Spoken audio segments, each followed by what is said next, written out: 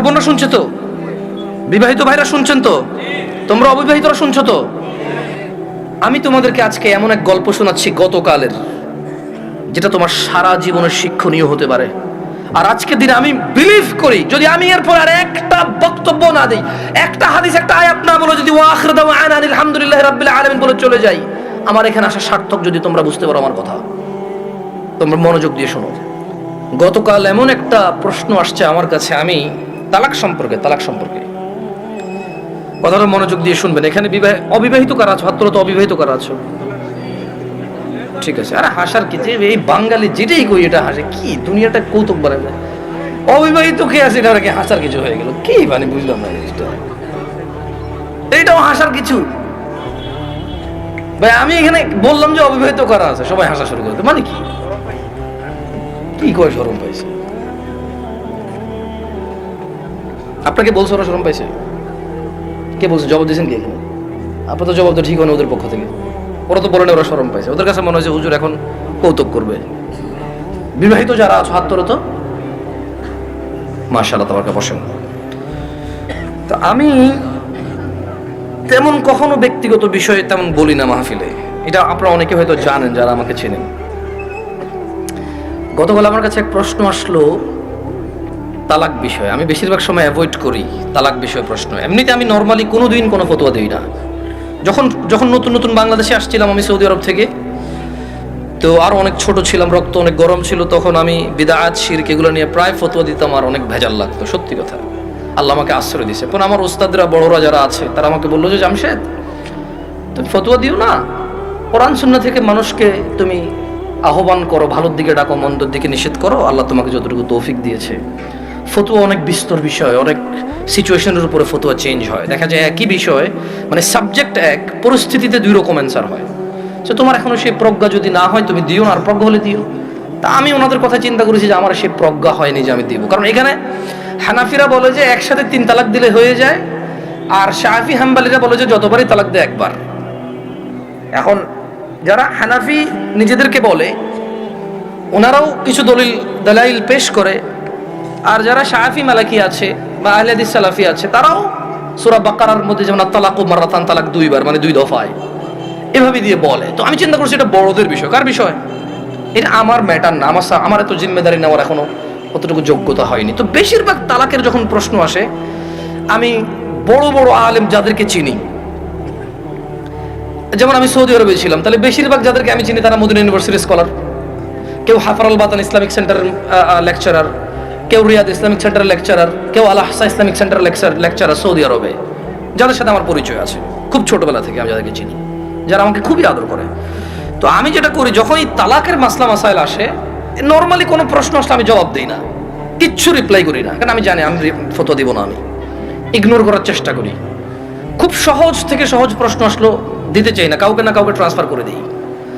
তো ওই একটা বোন মেসেজ লিখলো, আমি ওয়ালাইকুম আসসালাম দিয়ে লিখেছি আপনি যে কোনো প্রশ্ন লিখে করেন। তখন সে লিখে প্রশ্ন করলো যে তালাকের বিষয়। আমি বললাম যে আমি তালাকের বিষয়ে ফতোয়া দিতে জানি না, আমি একজন বড় আলেমের নাম্বার দিচ্ছি, আপনি ওনার সাথে কথা বলে আপনি জেনে নেন, হোয়াটসঅ্যাপে মেসেজ দিয়ে ওনাকে কল করি, সমস্যা নেই। এখন উনি আমাকে একটা ভয়েস মেসেজ পাঠালো যে ওনার হাজব্যান্ড ওনাকে তালাক দিয়েছে 3 বার। এখন উনি নানা হুজুরের কাছে গিয়েছে যে উনি এখন এই স্বামীর ঘর করতে পারবে কিনা, ওনার স্বামী অনুতপ্ত, উনিও অনুতপ্ত। আমার বোনরা শুনছে তো? না, আমার বোনরা শুনছে তো?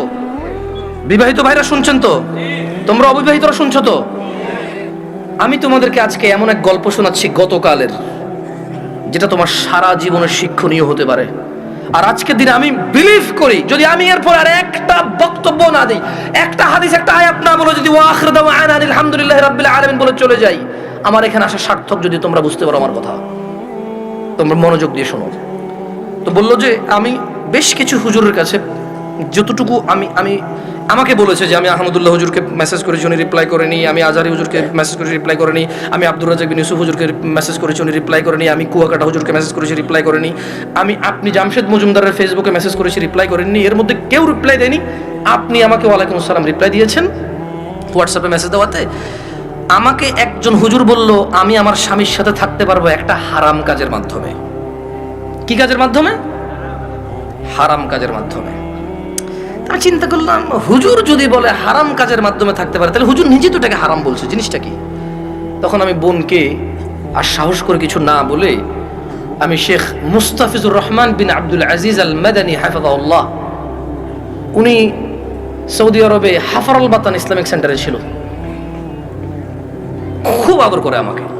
আমি বললাম যে আমি একজন বড় আলেমের নাম্বার দিচ্ছি, আপনি ওনাকে কল দিয়ে আপনার মাসলা মাসালটা জেনে নেন, আমাকে আপনার পুরো কথা খুলে বলার দরকার নাই, আপনি ওনার সাথে ডিসকাস করেন। ঠিক 2 ঘন্টা বা 3 ঘন্টা পর উনি আমাকে মেসেজ দিল যে হুজুর আমি একটু আপনার সাথে কথা বলতে চাই। আমি বললাম যে আমি আপনার সাথে কথা বলবো না, আমি আপনাকে যার নাম্বার দিয়েছি যদি ওনার কথায় আপনার কিছু বুঝে না আসে তাহলে আমার কথা আপনার বুঝে আসবে না। বলে যে না হুজুর, ওনার সাথে আমার স্বামী কথা বলেছে, তবে আমার স্বামী একটা বিষয় গোপন করে কথা বলেছে, গোপন করে কথা বলার পরেও হুজুর বলেছে যে তালাক হয়ে গেছে, কিন্তু এখন আমার স্বামী হাফেজে কোরআন, আলেম পাস, আমার স্বামী বলছে তালাক হয় নাই। আমি বললাম যে ওকে, আপনি শেখকে কল করে বলেন যে আপনার স্বামীটা গোপন করেছে। বলে যে আমি ভয় পাচ্ছি ওনাকে কল দিতে, কারণ আমার স্বামী কথা বলেছে, উনি আবার কি মনে করে। আমি বলছি উনি কিচ্ছু মনে করবে না, আমি ওনাকে ফোন দিচ্ছি, আপনি কথা বলেন। ভদ্রমহিলা কথা বলবে না। তখন জোহরের টাইমের সময় হয়েছে, আমি ফোন দিলাম এবার, মানে আমার একটু মেজাজ খারাপ হয়েছে। কি খারাপ হয়েছে? মেজাজ খারাপ হয়েছে। ওই ভদ্রমহিলা আমাকে বারবার বলতে চেষ্টা করতেছে যে আমার একটা বাচ্চা আছে, যদি এখন আমরা স্বামী স্ত্রী আলাদা হয়ে যাই আমার বাচ্চাটার কি হবে, কনসার্ন কোথায়? বাচ্চা। আমি কল করলাম, কল করে বললাম আপনি তালাক হয়েছেন বা হন নাই, আমি কি এরকম কিছু বলছি? বলে যান না। আমি বললাম ধরে নেন আপনার স্বামী আপনাকে তালাক না দিয়ে যদি গলা একটা কোপ দিত, আপনার গলাটা কাটতো কিনা? বলে যে কাটতো। আমি বললাম তালাক দিল, তালাক হবে। এবারে হুঁশে দিছে না বেহুঁশে দিছে, রাগ করে দিছে না আদর করে দিছে, মজা করে দিছে নাকি দুষ্টামি করে দিছে, এইটা ম্যাটার না। আপনার স্বামী যদি আপনাকে 5তলা বিল্ডিং থেকে রাগ করে অথবা রাগ না করে হাসি মুখে অথবা দুষ্টামি করে যদি আপনাকে ধাক্কা দিত, আপনি কি পড়তেন 5তলা থেকে? বলে যে পড়তাম। তাহলে আপনার কেন মনে হচ্ছে না যে আপনার স্বামী আপনাকে রাগের মাথায় তালাক দিলে হবে না? রাগের মাথায় ধাক্কা দিলে যদি 5তলা থেকে পড়ে আপনার হাত পা ভেঙে যায়, মরার সুযোগ থাকে, মরে যেতে পারেন আপনি, এরকম সম্ভাবনা থাকে, তাহলে কেন আপনার স্বামী আপনাকে তালাক দিলে তালাক হবে না? মানতে অসুবিধা কোথায়? যে আল্লাহ আপনার এই স্বামীকে কবুল বলার পরে ওর সাথে থাকা বৈধ করেছে, সে আল্লাহই তো 3 তালাক পরিপূর্ণ হয়ে গেলে থাকাটা অবৈধ করেছে। যিনি আপনাকে এর সঙ্গ দেওয়ার জন্য বৈধ করেছে, আপনি মেনেছেন সেটা, উনি যখন অবৈধ করেছে সেটা মানছেন না কেন আপনি? প্রবলেম কোথায় আপনার? আপনার বাচ্চা, যদি আপনার হাজব্যান্ড কালকে অ্যাক্সিডেন্ট হয়ে মারা যায়, মৃত্যুর পর আপনার হাজব্যান্ডকে নিয়ে আসতে পারবেন জীবিত করে? না। যদি আপনি মারা যান কালকে, আপনার এই বাচ্চা কি মাহারা হবে না? হবে। ওকে, আপনার দুইজনই উভয় মারা গেলেন, কোন অ্যাক্সিডেন্টে বাচ্চাকে রেখে গেলেন, বউ জামাই গেলেন কোথাও ঘুরতে বা ডাক্তার দেখাইতে, অ্যাক্সিডেন্টে 2 জন মারা গেলেন, আপনার এই বাচ্চা থাকবে কিনা? বলে থাকবে। তো তখন আপনাকে কি ফিরাতে পারবে কেউ মৃত্যু থেকে? না। তা আপনি কেন আল্লাহর বিধান মানতে এত অসুবিধা হচ্ছে যদি পরিপূর্ণ তালাক হয় আপনার? আমি বললাম শেখকে কি প্রশ্ন করেছে? বলে যে ও আমাকে বিয়ের পরে, মেয়ের বয়স মাত্র 18 বছর, ওয়াল্লাহ ভাই আমি কথা বলতাম না, আমাকে ভয়েসে বলেছে যে ভাই আমার বয়স মাত্র 18, আমার একটা বাচ্চা আছে, আমার স্বামী খুব বদমেজাজি, আমাকে তালাক দিয়েছে, এখন ও অনুতপ্ত থাকতে চাই। কত বছর বয়স মেয়ের? শুধু 18, একটা বাচ্চার মা। যে বাচ্চা, ওই বাচ্চার বয়স আমাকে বলেছে যে 3 মাস বা 3 বছর, আমার সঠিক মনে নাই, এরকম কিছু বলেছে। আমি বললাম আপনি কি মানে নিজে নিজে পছন্দ করে বিয়ে করেছেন নাকি বাবা মা পছন্দ করে বিয়ে দিয়েছে? বললো যে বাবা মা পছন্দ করে বিয়ে দিয়েছে। আমি বললাম বিয়ের আগে স্বামীকে চিনতেন না? বলে যে না। আমি বললাম আপনার স্বামী নামাজ পড়ে না, ঠিক না? বলে যে হ্যাঁ। আমি বললাম আপনার স্বামী তো নামাজ পড়ে না, ঠিক না? হ্যাঁ। বললাম আপনার স্বামী হুজুর আলেম এগুলো বলে লাভ কি, হাফেজ বলে লাভ কি? ও তো নামাজই পড়ে না, ও তো ধর্মর কোনো মূল্যায়নই করে না। ও আপনাকে তালাক দেয় আবার রাখে, আবার তালাক দেয় আবার রাখে, আবার তালাক দেয় আবার রাখে, এখনো আপনাকে রাখতে রাজি আর আপনি ওর কাছে থাকতে রাজি। তো বললো যে প্রথমে একদিন তালাক দিল, তালাক দেওয়ার পর ওনার স্বামী বিলিভ করে একসাথে 3 তালাক দিলে তালাক হয়ে যায়। ওনার স্বামীর এটা দেখেন, আমি আবার বলি, এটা আমি বলছি না, উনি বলছে যে ওনার স্বামী হাফেজ এবং আলেম পাশ মেবি, বা হাফেজ এটা কনফার্ম আমি। তো বললো যে উনি জানে যে এক বৈঠকে 3 বার তালাক দিলে তালাক হয়ে যায়, কিন্তু শেখ মুস্তাফিজুর রহমান বিন আব্দুল আজিজ মাদানীকে যখন ফোন করেছে তখন উনি বলেছে আচ্ছা ধরলাম একবার, 3টাকে কয়বার ধরলাম? 1 বৈঠক ধরলাম। বলে যে আপনাকে আদ দিছে, বলে যে হ্যাঁ আরেকবার দিছে, বলে যে ওটাকে আবাদ ধরলাম, বলে যে আদ দিছে, বলে যে সে গোপন করছে, কিন্তু সে একদিন আমাকে বলছে তোমাকে আমি তালাক দিলাম, তুমি যাচ্ছ না কেন? এই কথাটুকু শেখের কাছে সে গোপন করেছে। কি করেছে? শেখ নাকি তখন প্রশ্ন করেছে, আপনি যদি হানাফি মাসলাকের হন, জীবন যদি হানাফি বিধান অনুযায়ী চলেন, আর আপনার স্বামী নিজে যেহেতু হাফেজ বা আলেম, ও তো এটা জানে যে এক বৈঠকে 3 বার দিলে হয়ে যাচ্ছে, আর কোরআন সুন্নাহ অনুযায়ী যদি আপনি শাফি মালিকের দিকে আসেন, সেই ক্ষেত্রে ওনারা এক বৈঠকে যতবারই দেয়, কয়বার ধরে? একবার। তো বলো যে অনেক সময় আমরা ফতোয়া দেই যে ঠিক আছে, মানে আপনি হানাফি কোনো বড় বিজ্ঞ আলেম থেকে, মাদ্রাসা থেকে ফতোয়া নিয়ে ওনারা লিখিত ফতোয়া দেয় কি, সেটা আপনি জেনে নেন। মানে তালাক নিয়ে তেমন কেউ ভেজাল করতে চায় না, কারণ মারামারি কাটাকাটি হয়ে যাবে, বোঝেন নাই, মিছিল মিটিং হয়ে যাবে। এক গ্রুপ বলবে তালাক হয়ে গেছে, আরেক বলবো হয় নাই, বলবে যে জানা করতেছে ও হুজুরের কথায়। ভাই এটা বিশাল বড় একটা প্রবলেম, বুঝছেন না, বোঝেন নাই। সত্যি আমার পক্ষে সলভ করা সম্ভব না। তখন আমি ওই বোনকে বললাম যদি আপনার তালাক হয়ে যায়, চলে যান, ইদ্যত পালন করে কোথাও বিয়ে বসে যাইয়েন, আর পরবর্তী স্বামীর যত্ন নিয়েন। করে দিয়েছে। তো আমি মহিলাকে বললাম যে আপনার তালাক হয়েছে বা হয় নাই, ফতো দেওয়ার আমার যোগ্যতা নাই।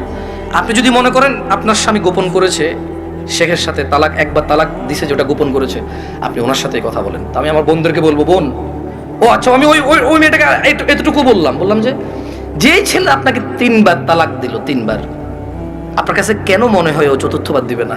আবার আপনার কাছে কেন মনে হলো যে ও চতুর্থবার দিবে না?